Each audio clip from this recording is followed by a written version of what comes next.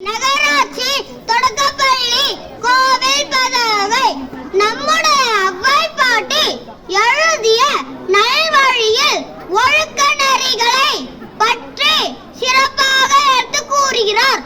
அதில் ஒரு பாடலையும் காண்போமா?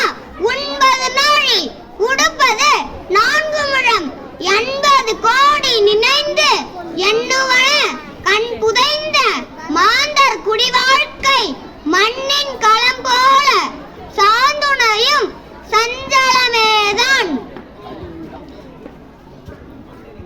மூதுரை நல்லாரை காண்பதும் நன்றே, நலமிக்க நல்லார் சொல் கேட்பதும் நன்றே, நல்லார் குணங்கள் உரைப்பதுவும் நன்றே, அவரோடு இணங்கியிருப்பதுவும் நன்று.